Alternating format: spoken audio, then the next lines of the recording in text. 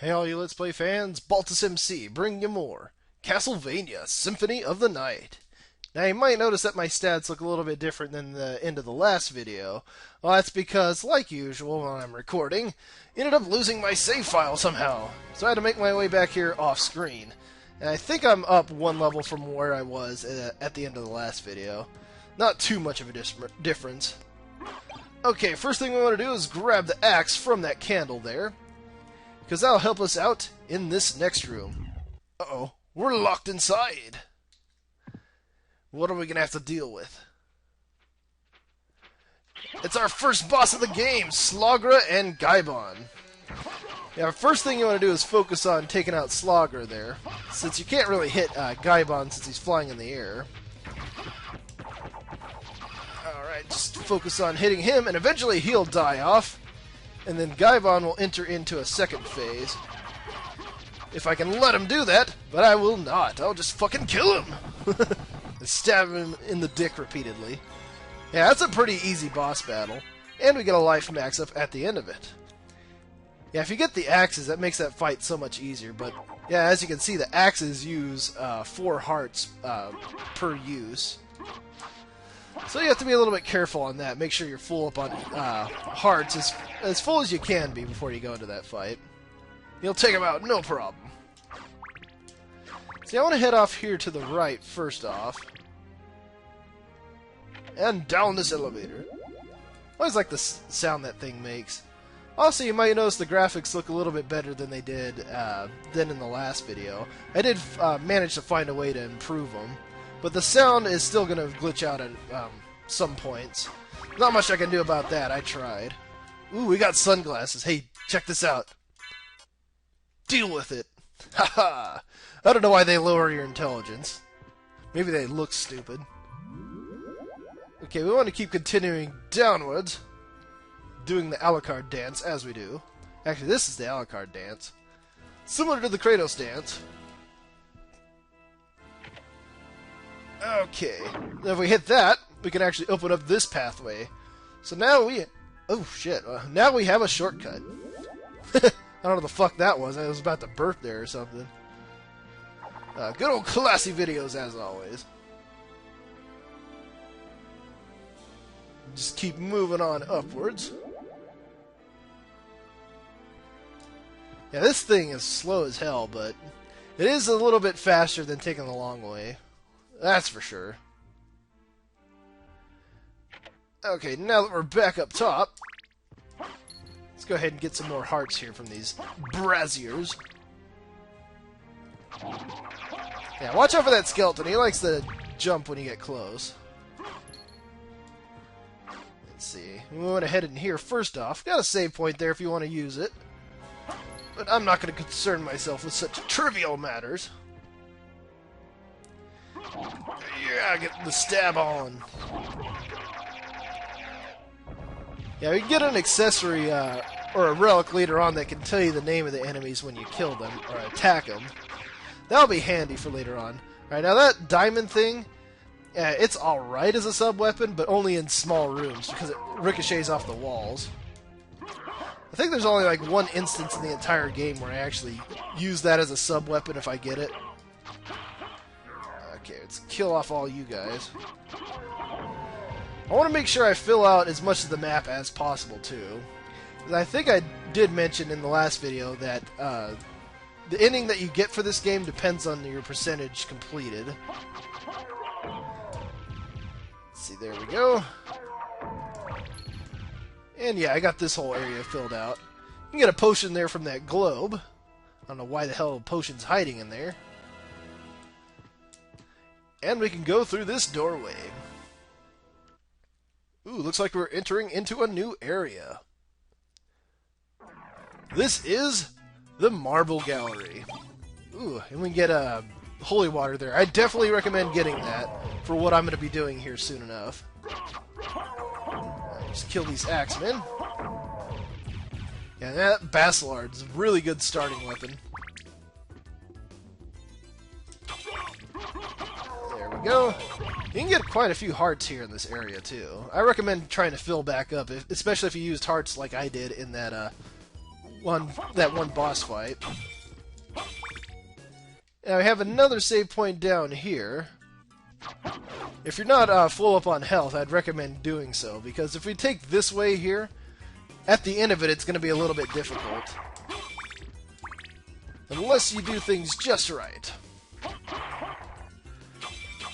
go ahead and pop those open, because I know there was a big heart in there. There we go. Sometimes you'll be lucky and these skeletons here will drop a Knight Shield, which is a pretty good shield to have at this point in the game. So if you want to sit there and like grind off of them for a while, just so you can get your defense up, that's a good thing to do. But I just like using it if I'm lucky. Let's see, let's kill these marionette dolls. These things are kind of creepy too. And up here, we can get ourselves a new relic, the Spirit Orb. I think this one allows us to see who we're attacking or how much damage we're doing to an enemy. I guess we'll find out here soon enough. I'm too lazy to go to the menu to find out. There we go. Yeah, now in this room, you have to make sure you're pretty quick. And this is definitely why I made sure to grab the holy water, too.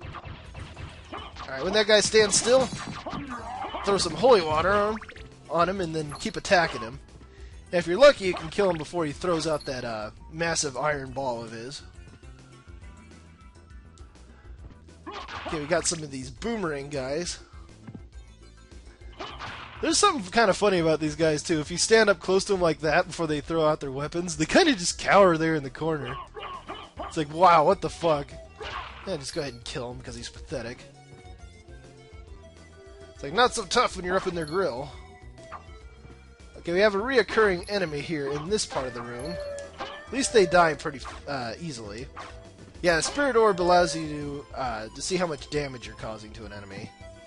And that's quite helpful. Now this part here, we got an enemy here that's really dangerous. You want to make sure you attack him as fast as possible, and if he lands on the ground, use your holy water to finish him off. You do not want to give him the chance to attack you, because he can cause a shit ton of damage. I think each one of his attacks can do over 20, 30 health hit points. Yeah, that's not good. Okay, and then heading this way, we actually unlocked another shortcut. Oh, there was also something interesting I could have shown off. I'm just going to head back this way. There's something else interesting I could have shown off the first time I entered the marble gallery. Is if I went back to the area where I found death, you could actually get an Easter egg in fighting Slagra and Gaibon early. Ooh, got a level up off of him. Nice. I mean, you won't actually get to kill them in that battle, but you can fight them if you want. It's kind of interesting that the developers threw that in there. Yeah, you cause enough damage, they'll just eventually fly off. Okay, just want to get out of that room. You have to be a little bit careful heading back up, because these guys will have a chance to attack now. So just wait for him to throw out his boomerangs here, and they'll give you an opportunity to head up here and kill him. I'm getting some good change off of these guys, too. That's quite nice of them. Get poking away at this guy's leg. There we go. And we'll just get moving onwards. Yeah, I wouldn't really call this much of a shortcut because it is kind of meandering. It does take a while to get through. We will be getting power-ups later on in this game, though. That will help us get through areas much faster. There's even one weapon I can show off, too. I'm not going to use it in this LP, because I think it'd be way too overpowered if I did. But I definitely want to show it off. Because if you're playing this game on your own, and you get that weapon, yeah, you pretty much won the game. Let's see, now let's just keep heading back up here. And then jump! There we go. I was hoping one of them would drop a Knight Shield. Usually I'm lucky and one of them will. just because you kill so many of them going through there. There we go, so we're all full up on hearts. You got some Fleamen here. You can't have a Castlevania game without Fleamen. Fucking annoying things. Wait a moment. You seem human, and yet, what do you here? I've come to destroy this castle. Then we have the same purpose. I'll trust you for now. I'm Maria. Who are you? Alucard. Not the talkative type, I can see. Well, perhaps we'll meet again, if you live that long. Farewell. And that was Maria. Now, before I explain her, I just want to go ahead and explain this room a little bit. This room is kind of important. As you can see, every minute that actually passes in game time in here, this statue over here will go back and forth. Let's see. Oh, I didn't do it that time. But yeah, you want to remember that for later because we have to go up that way at some point. Also, this one over here, that's another pathway, but you need the stopwatch to get up there. I'll show that room off later. But yeah, that was Maria. And for those of you that know Rondo of Blood, she was actually in that game. But what's really funny, this is only supposed to be, as they said in the intro, 4 years after Rondo of Blood. And if you've played that game and seen Maria, you can actually see her if you're at the start of the game when you're playing as Richter in that one cutscene with Dracula. If you manage to lose all your health, she'll appear and restore your health to full. But, yeah, in that game, she was actually a little girl. And 4 years later, now she's a full-grown woman. It's like, what the fuck, Japan? It's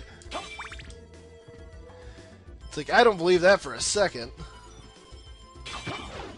Okay. So there is a doorway up that way to the top right. But we can't do anything about that yet. We need a certain relic in order to access that. So the only thing we can do is just keep heading off here to the right. Now this ugly enemy, let's go ahead and poke away at its face there. I can't remember the name of it. I think it's Dilophosis or something. If you try and attack the woman up top, she'll just keep blocking your attacks. So you just have to stab the thing's face at the bottom. Ooh, I dropped a pentagram. That's one of those one-use items that you can use. It causes a lot of damage when you do use it, though. Like one of those weapons that's for clutch situations only. Oh, God. You gotta watch out for this guy, this fucking Stone Rose.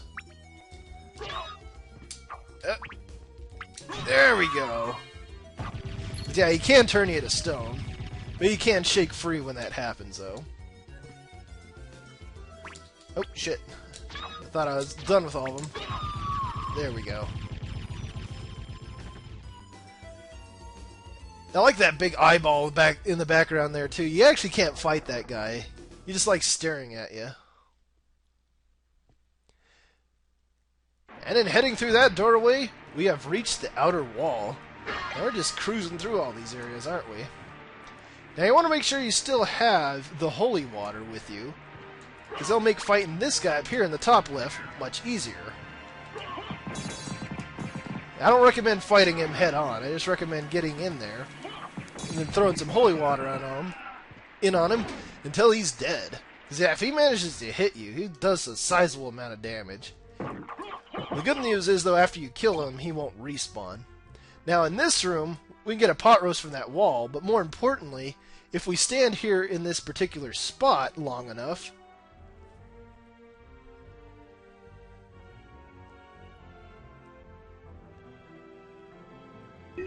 check that out.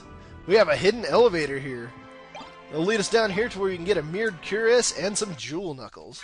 Now, the mirrored cuirass, I actually use that even in the late game, even though it's kind of weak, because it will resist you turning into stone.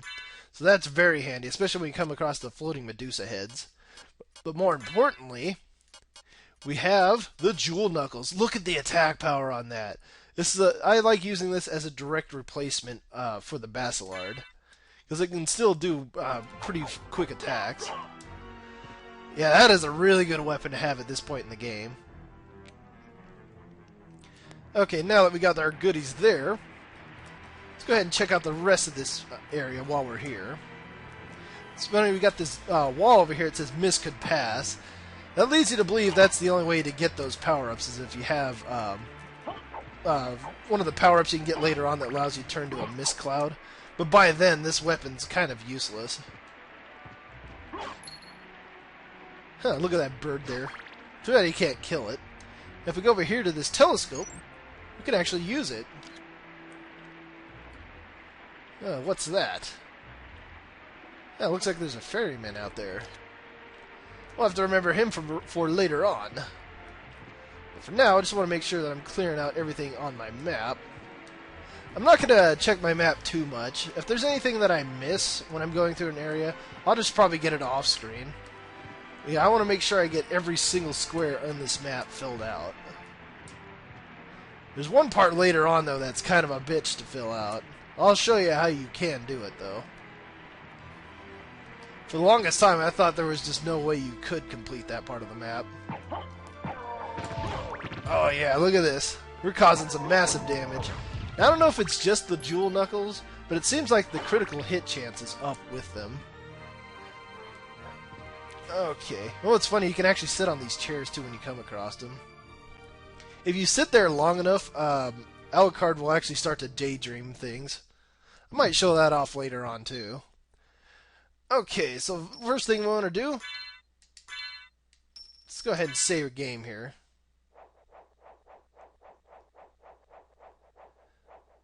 And there we are. So what else awaits us here in the outer wall? Well, we're going to have to find out in the next video, so stay tuned for more Castlevania Symphony of the Night.